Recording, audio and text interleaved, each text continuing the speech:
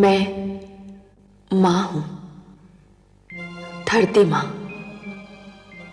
ध्रुव मेरे श्रेष्ठ और प्रिय पुत्रों में से एक है, जिसने मानव समाज को यह संदेश दिया है कि भक्ति के बिना कर्म अधूरा है और कर्म के बिना भक्ति अधूरी है।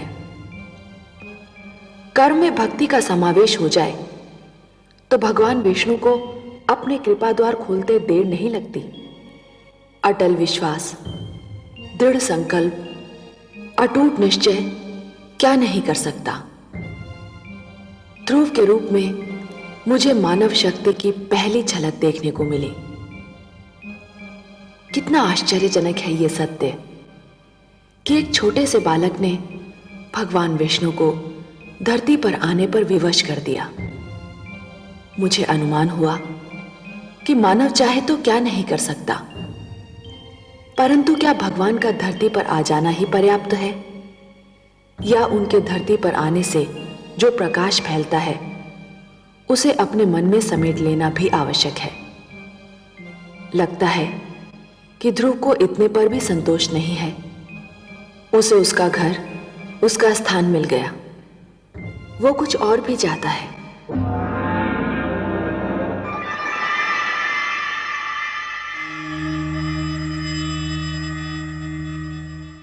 वासुदेव, वासुदेव, आप कहाँ चले गए वासुदेव?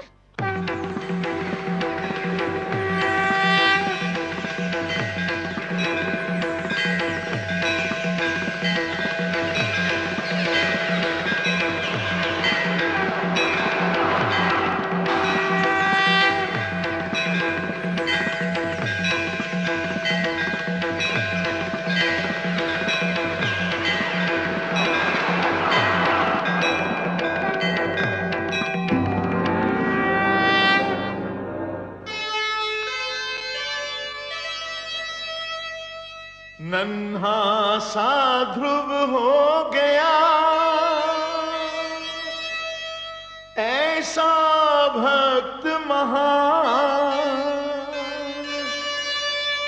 शक्ति दिखाई भक्ति ने, प्रगट हुए भगवान।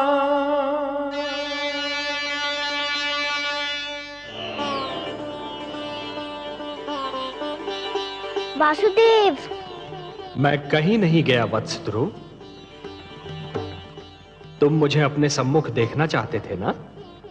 तो लो, देखो, मैं तुम्हारे नेत्रों के सामने उपस्थित हूं। तुम विजयी हुए पुत्र। तुमने मुझे जीत लिया। तुम्हारे जैसा तपस्वी न कभी हुआ है और न कभी होगा। तुमने सिद्ध कर दिया कि जीव ब्रह्म का ही एक अंश है और अपनी साधना से ब्रह्म को भी धरती पर ला सकता है। तुमने यह सिद्ध कर दिया वत्स कि सृष्टि की सबसे बड़ी शक्ति है भक्ति। वत्स ध्रुव, अब श्वास लेना आरंभ कर दो पुत्र। अब मैं कहीं नहीं जाऊंगा।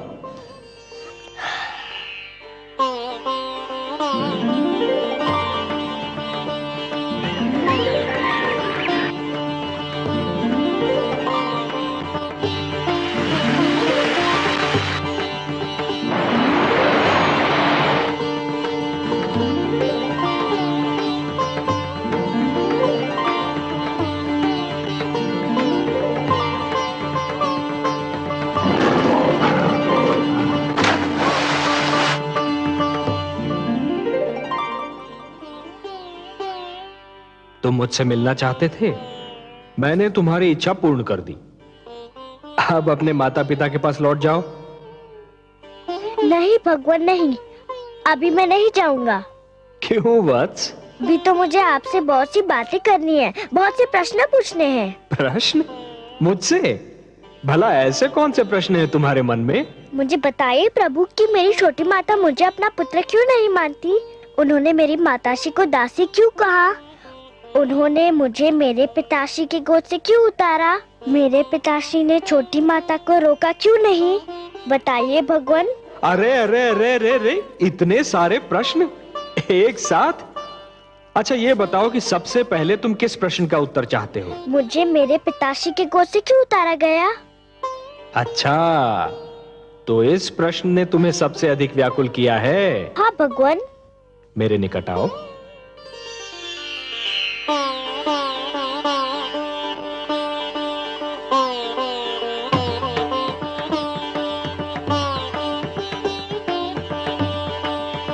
और निकट आओ वत्स।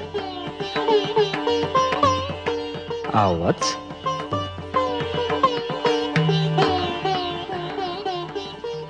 मेरी गोद में बैठ जाओ।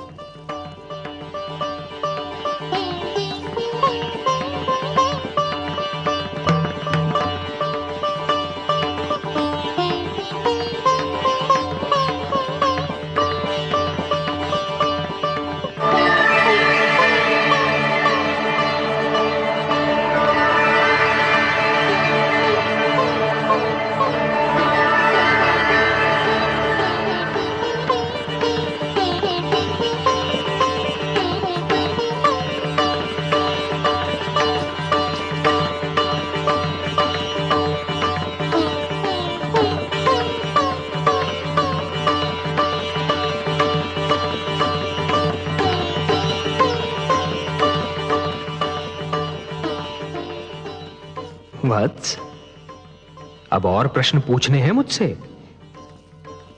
कुछ नहीं पूछना प्रभु, अब कुछ नहीं पूछना। अब तो मुझे हर प्रश्न का उत्तर मिल गया है। मेरे चारों ओर ज्ञान का प्रकाश फैला हुआ है। मैं वहाँ हूँ जहाँ केवल मैं हूँ और आप है। अच्छा, वासुदेव। ओम पूर्णमदः पूर्णमिदं पूर्णात् पूर्णमुदच्यते पूर्णस्य पूर्णमादाय पूर्णमेवावशिष्यते। अब ना कोई कामना है ना कोई इच्छा। आपकी गोद में आकर लगता है इसके सिवा हर वस्तु तुच्छ है। अब मुझे कुछ भी नहीं चाहिए। मुझे मेरा ठिकाना मिल गया, मेरा घर मिल गया।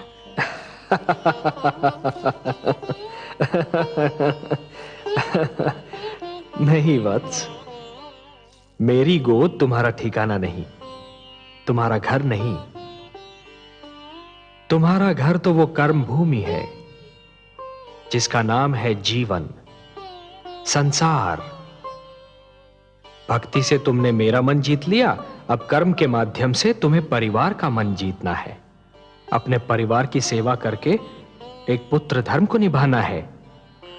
अपनी प्रजा को न्याय पर आधारित शासन देना है तुम्हें, कि फिर किसी बालक को अपने पिता की गोद से उतारा न जाए, मेरी खोज में यूं भटकना न पड़े। वत्स, जब तुम ये समस्त धर्म निभा लोगे ना, तो तुम्हें वो स्थान प्राप्त होगा जो संसार के रहते तुम्हारा नाम जीवित रखेगा। मैं तुम्हें वरदान देता हूं वत्स, कि मानव धर्म का निष्ठापूर्वक पालन करने के उपरांत तुम्हें नक्षत्र लोक में वो स्थान प्राप्त होगा जो तुम्हारे ही नाम से जाना जाएगा। इस धरती के वासी उसे ध्रुव लोक कहकर पुकारेंगे, जहां तुम सदा जगमगाते रहोगे। यही तुम्हारे कर्म का फल होगा वत्स। वासुदेव, मुझे बताइए कि कर्म क्या है? कर्म पूजा है वत्स, कर्म यज्ञ है, कर्म जीवन है, जीवन का आदर्श है। और जीवन क्या है देव? जीवन एक सौभाग्य है पुत्र, एक वरदान है, मेरा दिया हुआ प्रसाद है, एक अवसर है, संसार की सेवा करने का अवसर, परिवार की सेवा करने का अवसर। परिवार क्या है प्रभु, मुझे इसका ज्ञान दीजिए। परिवार वो है वत्स जो जीने का उद्देश्य देता है, मानव को यह बताता है कि संसार में क्यों जिया जाए, किसके लिए जिया जाए। और संसार क्या है भगवान? संसार संसार एक बड़ा परिवार है पुत्र, परिवार का विशाल रूप है, मेरी श्रेष्ठ रचना है। वसुधैव कुटुंबकम, ये सारी वसुधा, ये सारी धरती एक ही कुटुंब है, एक ही परिवार है वत्स, और यही मेरा मंत्र भी है। ये सारा संसार मेरी ही संतान है। संसार की सेवा करना अर्थात मेरी सेवा करना, संसार के भले के लिए जीना, ये एक सर्वोत्तम आदर्श है वत्स। ध्रुव, परंतु संसार के भले के लिए मर जाना, ये वो महान कार्य है जो प्राणी को मरकर भी अमर बना देता है। वत्स, जीवन की कर्म भूमि तुम्हें पुकार रही है वत्स। तुम्हारा परिवार तुम्हारी राह देख रहा है। जब तुम अपने परिवार का कल्याण करोगे, तभी समाज का कल्याण होगा, और जब समाज का कल्याण होगा, तभी सारे संसार का कल्याण होगा वत्स। यही विधि का विधान है। जाओ वत्स, अपने कर्म की ओर बढ़ो, जीवन में उतरो, संसार में प्रवेश करो। यशस्वी भव। यशस्वी भव। प्रणाम वासुदेव, आपने मुझे धर्म, कर्म, जीवन, मृत्यु सबके अर्थ बता दिए। आपको कोटि कोटि प्रणाम। आयुष्मान भव पुत्र, आयुष्मान भव।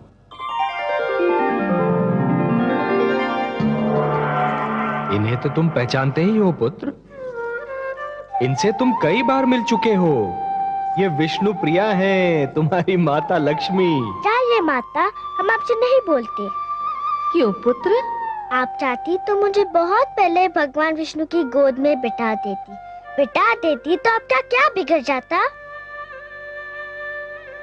मेरा कुछ नहीं बिगड़ता पुत्र, पर मैं माता हूं और तुम मेरे पुत्र। हर माता यही चाहती है कि उसका पुत्र महान बने।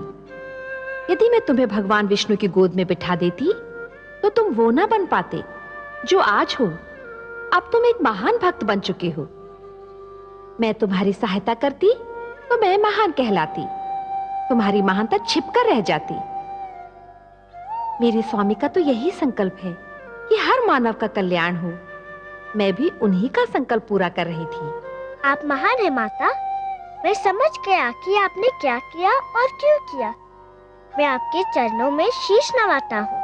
मैं आपका उपकार कभी नहीं भूलूंगा। प्रणाम। नारायण नारायण।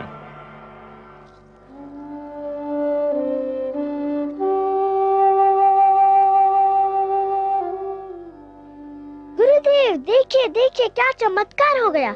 यह भगवान विष्णु है और लक्ष्मी माता। ये सब मुझसे मिलने आए हैं। ये सब आप ही के कारण हुआ, आप ही की कृपा से हुआ। आप महान है गुरुदेव। नहीं पुत्र, तुम महान हो। तुमने अपनी भक्ति से ब्रह्मा का लेख बदल दिया। नहीं गुरुदेव, आपसा मार्गदर्शक मुझे न मिलता तो ये सब कैसे होता? ध्रुव ठीक कह रहा है देवर्षि। गुरु तो भगवान से भी बड़ा होता है। गुरुर ब्रह्मा गुरुर्विष्णु गुरुर्देवो महेश्वरः गुरु साक्षात परब्रह्म तस्मै श्री गुरवे नमः। यशस्वी भव पुत्र। प्रभु, यदि आपकी और माता की अनुमति हो तो मैं वत्स ध्रुव को महाराज उत्तानपाद की राजधानी पहुंचा दूं। नहीं देवर्षि, आप अकेले नहीं जाएंगे। ध्रुव को विदा करने हम सब साथ मिलकर जाएंगे।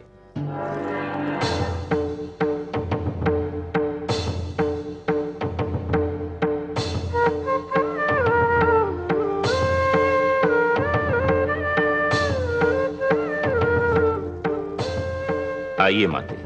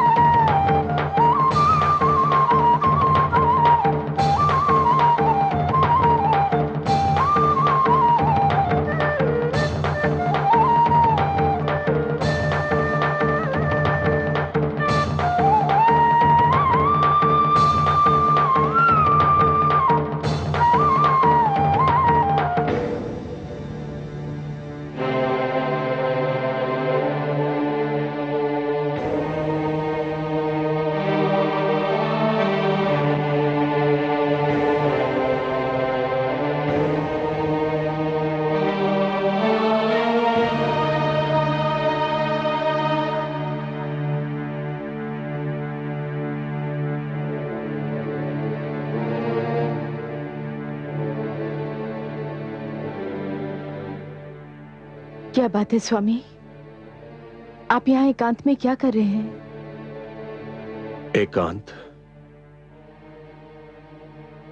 एकांत के सिवा मेरे जीवन में राह क्या है? महारानी सुनीति, लोग तो कहते हैं कि एकांत में मन को शांति मिलती है, पर यह एकांत बड़ा निष्ठुर है।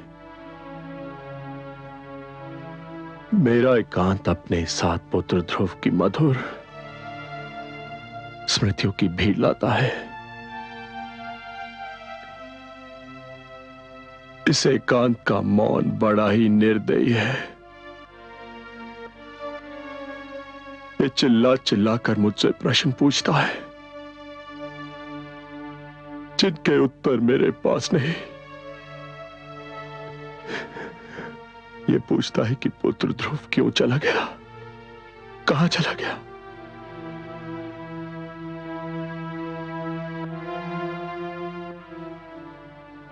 इस एकांत का हर जाता हुआ पल मुझ पर दोष लगाकर जाता है कि मैंने अपने ही हाथों से अपने संसार में आग लगाई थी, और हर आता हुआ पल ये संदेश लेकर आता है कि ये एकांत ही मेरा दंड है।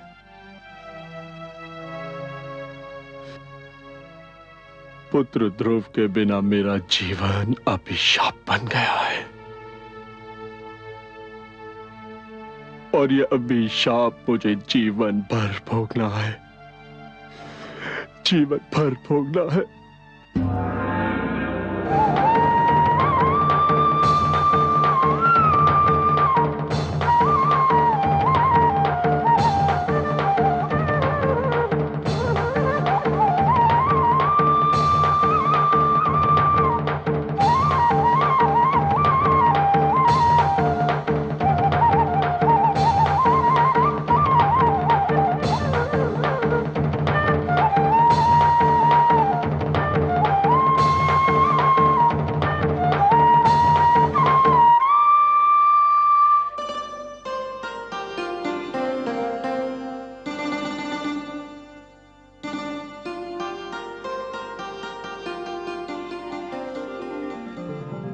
आयुष्मान भव पुत्र।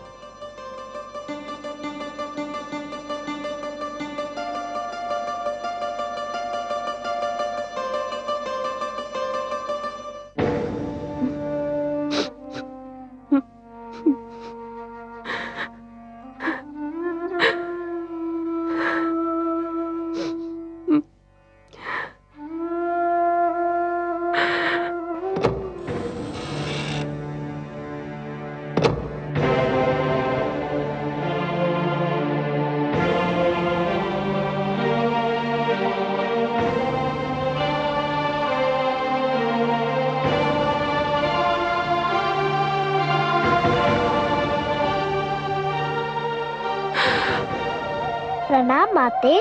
ध्रुव तुम? हाँ, मैं आपको धन्यवाद देने आया हूँ।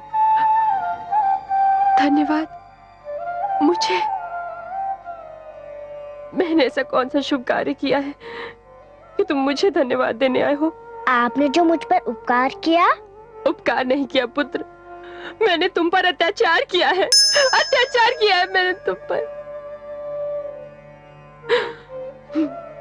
नहीं माते, आपने तो मुझ पर इतना बड़ा उपकार किया है कि मैं 100 जन्म आपकी सेवा करूं तब भी उसे चुका ना पाऊंगा। मत कहो मुझे माते, मत कहो। मैं इस पवित्र शब्द के योग्य नहीं हूँ।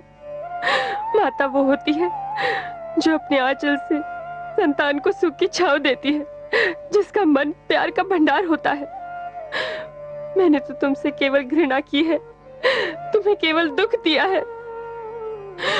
मैं घृणा की पात्र हूँ, घृणा की पात्र हूँ। महारानी सुनीति से मुझे ईर्ष्या थी, उसका बदला मैंने तुमसे लिया पुत्र। मैंने ही तुम्हें महाराज की गोद से उतारा, मैंने ही तुम्हें वन में भटकने पर विवश कर दिया। मैंने एक नन्हे से बालक को यातना झेलने पर विवश कर दिया। मैं माता नहीं, कुमाता हूँ।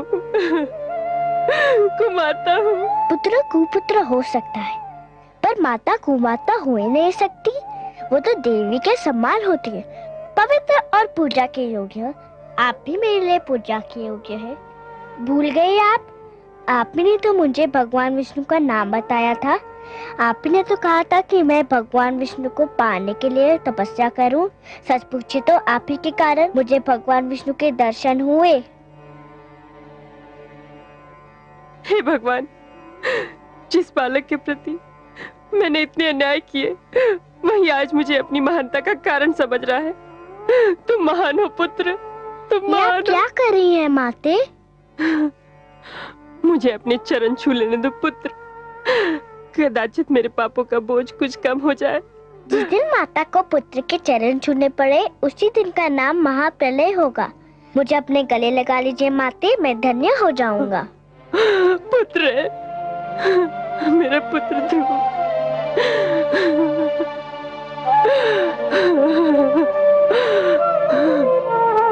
मेरा पुत्र ध्रुव।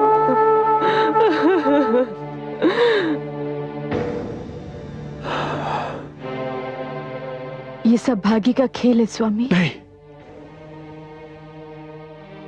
ये कहकर मैं स्वयं को धोखा नहीं दे सकता।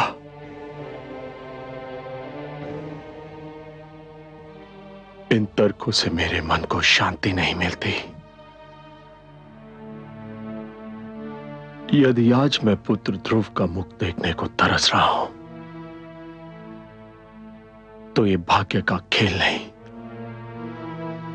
मेरे कर्मों का दुष्परिणाम है।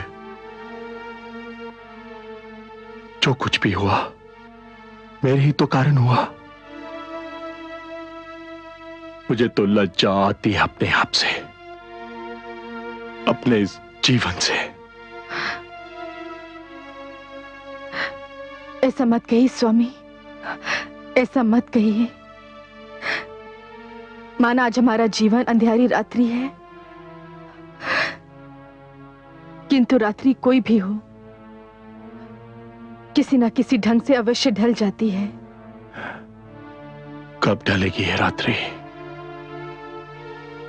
कब होगी भोर? क्या सवेरा तब होगा जब नेत्रों की ज्योति मर चुकी होगी, जब प्राणों के दीपक बुझ चुके होंगे। ऐसा नहीं होगा महाराज, दुख के दिन बीत चुके हैं। तुम क्यों आई हो? तुम्हें देखते ही मुझे सब अशुभ घटनाएं याद आ जाती हैं। ये सत्य है महाराज, मैंने आज तक जो भी किया अशुभ ही किया। मैंने कभी आपको कोई शुभ समाचार नहीं दिया, किंतु आज मैं आपको शुभ समाचार सुनाने आई हूं महाराज। तुम और शुभ समाचार? बबूल के वृक्ष पर आम नहीं फलते सुरुचि। महाराज, भगवान विष्णु चाहे तो क्या नहीं हो सकता। ये देखिए। प्रणाम माते, प्रणाम पिताश्री। ध्रुव, मेरे लाल,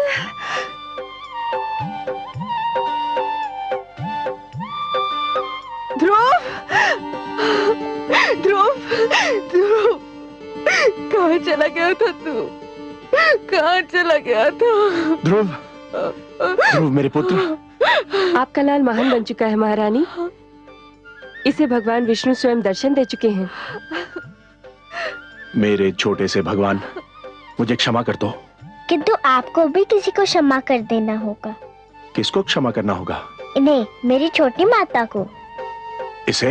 हाँ, इन्हें। ये न होती तो मुझे भगवान विष्णु के दर्शन कैसे होते? इन्हीं के कारण तो मैं भगवान विष्णु की खोज में निकला था। आओ माते।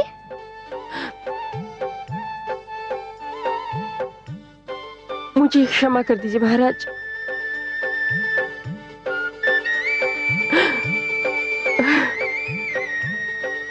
क्या कर रही हो?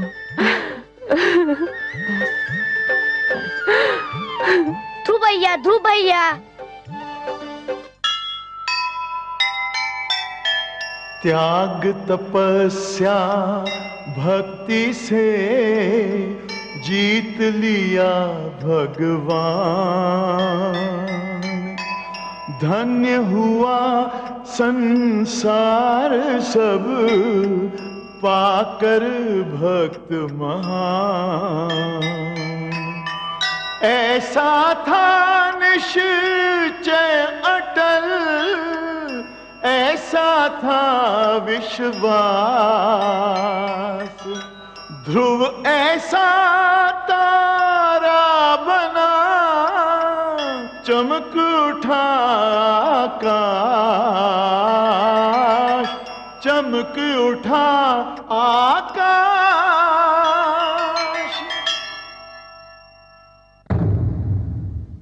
मैं मां हूं, धरती मां। तुमने देखा कि भक्ति में कितनी शक्ति है। तुमने देखा कि अपनी तपस्या और दृढ़ निश्चय के बल पर भक्त भगवान को भी जीत सकता है, भगवान को धरती पर आने को बाध्य कर सकता है। यह भक्त और भगवान के रिश्ते की कथा थी। विष्णु पुराण की कथा भगवान के अवतार की कथा है। भक्त को जैसे भगवान का ध्यान रहता है, वैसे ही भगवान को भी भक्त की चिंता रहती है। भगवान विष्णु ने माता लक्ष्मी से कहा था, परित्राणाय साधूनाम विनाशाय च दुष्कृताम धर्म संस्थापनार्थाय संभवामि युगे युगे। और अपने इस वचन को उन्होंने एक बार नहीं, बार बार निभाया। भगवान विष्णु ने आप्त वचन के रूप में मानव को जीवन के नियम प्रदान किए हैं। इन नियमों को जब भी तोड़ा गया, मानव पर, जीवन पर संकट की जब भी कोई घड़ी आई, श्री विष्णु भगवान धरती पर अवतरित हुए और पाप तथा पापी का नाश किया, क्योंकि वही तो धरती के पालनहार हैं। नियम भी तो उन्होंने ही बनाए हैं, फिर वे कैसे सहन कर सकते हैं कि उनके नियमों को तोड़ा जाए।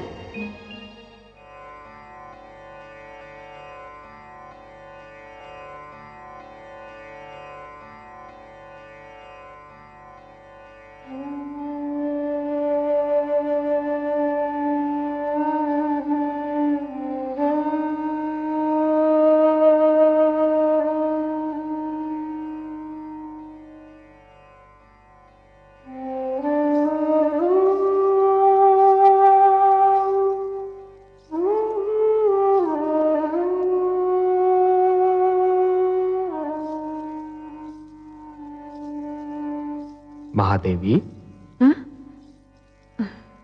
मैं तो समझ रहा था कि आपकी सारी चिंताओं का अब अंत हो चुका होगा। आपके पुत्र ध्रुव ने जो भी कामनाएं की थी वो सारी पूर्ण हो गई हैं, और जो वचन मैंने उसे दिए थे वो भी पूर्ण हो गए हैं। पर आप तो अब भी चिंता की मूर्ति बनी हुई हैं। क्या सोच रही हैं? हे कमल नयन, आपके सुंदर मुख से जो पावन बोल निकलते हैं वो तो मेरे हृदय पर अंकित हो जाते हैं। आपने एक बार कहा था कि धरती पर आपके अगणित भक्त हैं। ध्रुव का कल्याण तो हो गया, पर उससे केवल एक का कल्याण हुआ है, और भक्तों का कल्याण कैसे होगा? जो ज्ञान, जो प्रकाश ध्रुव को मिला, उस पर तो समस्त मानव जाति का अधिकार है। ये ज्ञान, ये प्रकाश उनको कैसे मिलेगा? ये जीवन के नियम उन्हें कौन बताएगा? वाह देवी वाह, आप केवल हमारी वामांगी नहीं हैं, आप तो हमारे विचारों की संगिनी भी हैं। आपने अभी जो कहा वास्तव में चिंता का विषय है, और हम आपके आभारी हैं कि आपने इस चिंता को व्यक्त कर दिया।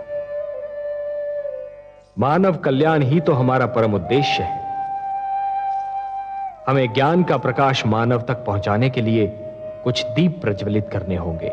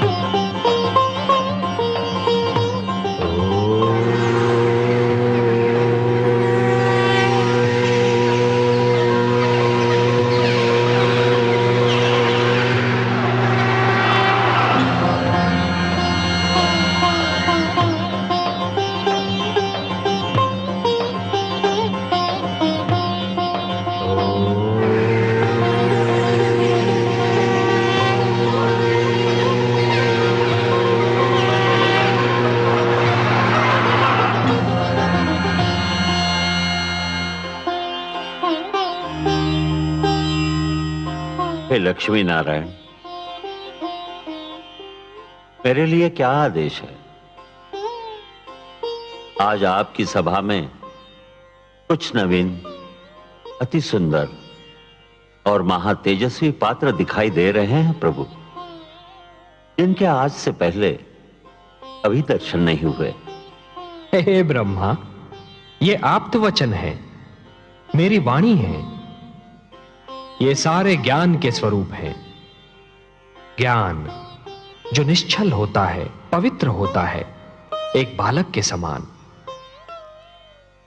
और इसीलिए इन्हें बाल स्वरूप प्राप्त हुआ है। ब्रह्मा जी, विधाता को अपना परिचय दीजिए। हे ब्रह्मा, भगवान विष्णु ने मेरा नाम ऋग्वेद रखा है। हे प्रजापति, भगवान विष्णु ने मुझे यजुर्वेद का नाम दिया है। हे विधाता, भगवान विष्णु ने मुझे सामवेद कहकर पुकारा है। हे प्रभु, भगवान विष्णु से मुझे अथर्ववेद का नाम मिला है। हे त्रिलोकीनाथ, परिचय तो मिल गया, परंतु मेरे लिए इनकी रचना का उद्देश्य अब भी एक भेद बना हुआ है। कौन सी आवश्यकता इनकी रचना का कारण बन गई सर्वेश्वर? हे चतुरानन, जिस सृष्टि का निर्माण आपने किया है, उसे चलाने का कार्यभार तो हम ही को मिला है ना? वो तो आप बहुत सुंदर ढंग से चला रहे हैं। आदि प्रजापति, हाँ, किंतु शिशु जब अपने पांव पर खड़ा होना और चलना सीख रहा होता है, तो हर पग पर उसके पांव डगमगाते हैं। उसे गिरने का भय होता है, तब उसे किसी उंगली या हाथ के संबल की आवश्यकता होती है। मानव जीवन भी अभी बस अपने पांव पर खड़ा होना और चलना सीख ही रहा है। ब्रह्मा जी, उसे भी किसी संबल की आवश्यकता है, ज्ञान की आवश्यकता है, प्रकाश की आवश्यकता है। और ये मेरे वेद, मेरी वाणी, मेरे आप्त वचन मानव की इसी आवश्यकता की पूर्ति करेंगे। आपकी जितनी भी प्रशंसा की जाए कम है। हे परम श्रेष्ठ, इतनी सुंदर कृतियां बनाई हैं आपने, इनके मुख से तो तेज की किरणें फूट रही है। हे विधाता, आपको तो ज्ञात ही है कि मानव मुझे कितना प्रिय है। मैं तो स्वयं मानव में अपनी छाया देखता हूं। मैं उसे वो ज्ञान देना चाहता हूं जो किसी और प्राणी के पास ना हो। मैं उसे वो विवेक देना चाहता हूं जो उसे श्रेष्ठता दे, समृद्धि दे। ये वेद मैंने मानव कल्याण के लिए रचे हैं। इसीलिए तो जगत आपको मंगलकारक कहता है। हे विश्वेश्वर, आपको सदैव मानव कल्याण का ध्यान रहता है। हे ब्रह्मा, मेरा मानव पर और मानव का मुझ पर अधिकार है। ये ऋग्वेद है। ऋग्वेद का संदेश है मनुर्भव, मनुष्य बनो। मनुष्य इसका निर्देश है। ऋग्वेद ईश्वर और मानव के संबंध की परिभाषा है। यह मानव को प्रार्थना के मंत्र सिखाएगा। ब्रह्मा जी, आप तो स्वयं दयामय हैं प्रभु, प्रार्थना और पूजा की आवश्यकताओं से परे। हे सर्वशक्तिमान, प्रार्थना का आपके लिए क्या महत्व है? हे ब्रह्मा, प्रार्थना का महत्व मेरे लिए नहीं है। प्रार्थना का महत्व तो मानव के लिए है, क्योंकि प्रार्थना झुकना सिखाती है। जिस प्रकार वृक्ष की डाली फलों से लद जाने पर झुक जाती है, उसी प्रकार जब मनुष्य को ज्ञान और समृद्धि मिले तो उसे झुक जाना चाहिए। जो सिर झुकता नहीं, उस सिर में अहंकार अपना डेरा डाल देता है। ऋग्वेद मानव को अहंकार से बचाएगा। ऋग्वेद मानव को यह सिखाएगा कि सिर किसके आगे झुकाना चाहिए और कैसे झुकाना चाहिए। आप सच्चिदानंद हैं, सत हैं, चैतन्य हैं, चित हैं और आनंद स्वरूप हैं। आपके विचार भी आप ही की भांति आनंददायक हैं नीलकांत। मुझे शेष वेदों की महानता से भी अवगत कराने की कृपा करे प्रभु। ये यजुर्वेद ये मानव को यह बताएगा कि मैं यज्ञ में निवास करता हूं। हे सृष्टि रचयिता, जीवन का दूसरा नाम है कर्म। जब कोई कर्म दूसरों की भलाई के लिए किया जाता है तो उसे यज्ञ कहते हैं। यज्ञ परोपकार का दूसरा नाम है और परोपकार दूसरों की भलाई करने का सर्वोत्तम गुण है। हे ब्रह्मा, जैसे एक रस्सी के बिना जल से भरा हुआ डोल कुएं से बाहर नहीं आ सकता, वैसे ही यज्ञ के बिना मानव जीवन भी अज्ञान के अंधकार से ज्ञान के उजाले में नहीं आ सकता। और यही संदेश देगा मानव को यह यजुर्वेद। मुझे सामवेद का ज्ञान भी दीजिए प्रभु। सामवेद? हे ब्रह्मा, आपकी सृष्टि के कण कण में संगीत बसा है। संगीत जो मन को मुग्ध कर देता है। संगीत कोयल की कूक में भी है और पपीहे की पुकार में भी, नदी की लहरों में भी है और झरने के बहाव में भी। आत्मा को परमात्मा की झलक मिलते ही मन में राग अनुराग का जो सोता फूट पड़ता है, उसी का मधुर संगीत है ये सामवेद। संगीत ज्ञान का भंडार है ये सामवेद। और यह अथर्ववेद। हे आदि प्रजापति, आप तो जानते हैं कि धरती पर सूर्य अपने संग एक नवीन दिन के साथ साथ एक नवीन समस्या, एक नवीन कठिनाई भी लाता है। और मानव जीवन की प्रगति के लिए यह आवश्यक भी है कि वह समस्याओं को सुलझाता रहे, कठिनाइयों से लड़ता रहे। यह अथर्ववेद मानव को धरती पर पैर जमाने का पाठ पढ़ाएगा, उसके मन और शरीर को आपत्तियों विपदाओं से बचना सिखाएगा और समस्याओं को सुलझाने का मार्ग दिखाएगा। हे सर्वेश्वर, ये वेद पाकर तो मानव धन्य हो जाएगा, वो श्रेष्ठ हो जाएगा। आप धन्य हैं प्रभु, धन्य हैं। अपने आप्त वचन के रूप में संसार को यह अनुपम भेंट दे रहे हैं। हे ब्रह्मा, यदि मानव ने इन वेदों की रक्षा की तो ये वेद भी मानव की रक्षा करेंगे। धर्मो रक्षति रक्षिता। मैं चाहता हूं कि मेरी वाणी को सुरक्षित रूप से आप मानव जाति तक पहुंचा दें। यह कार्य तो आप ही कर सकते हैं ब्रह्मा जी। मैं आपके आदेश का सहर्ष पालन करूंगा सर्वेश्वर। हे ज्ञानकोश, आओ मेरे साथ।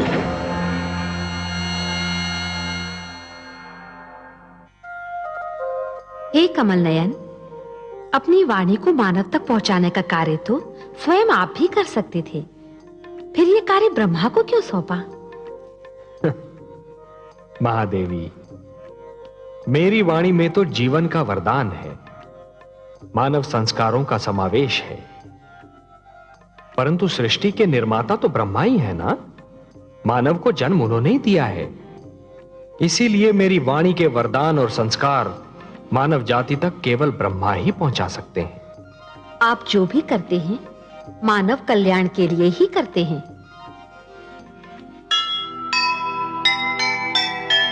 जग है रचना विष्णु की, वे ही हैं करता। सबकी है चिंता उन्हें, वे हैं पालनहार। मानवता का हो भला, सबका हो कल्याण। इसीलिए संसार को दिया वेद का ज्ञान, दिया वेद का ज्ञान।